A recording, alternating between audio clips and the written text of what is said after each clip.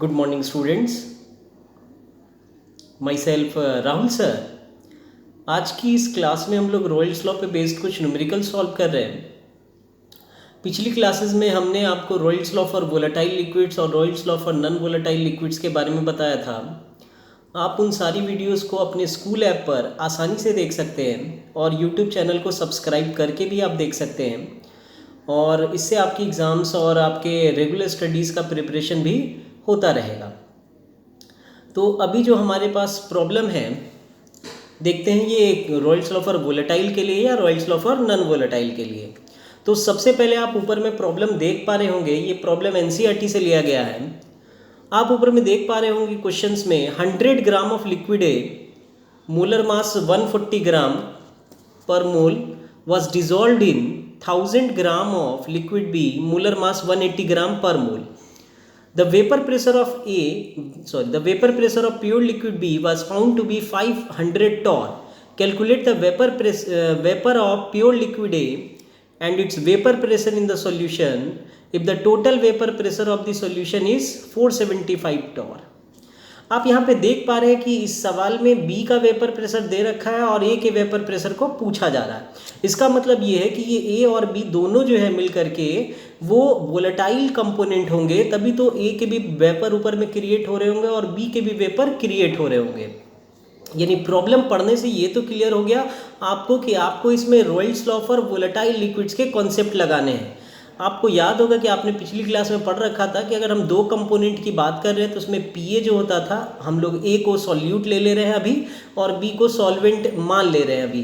तो PA is equal to PA naught X A और PB is equal to PB naught X B. आप screen पे देख पा रहे होंगे पीए और पीबी के एक्सप्रेशंस को मैं टिक करता चला जा रहा हूँ।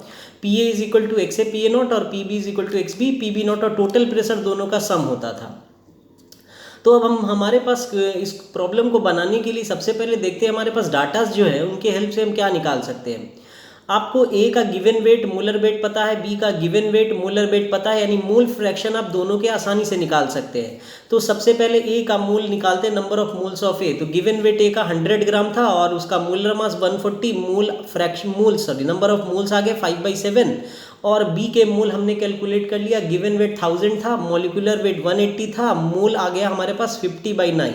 फिर हमने ए के मोल फ्रैक्शन को कैलकुलेट किया तो ये आया हमारा, आपने एक्सप्रेशन यूज़ कर लिया Na/Na प्लस Nb, ये हमारा मोल फ्रैक्शन XA एक आ गया। ये आया हमारा 0.114।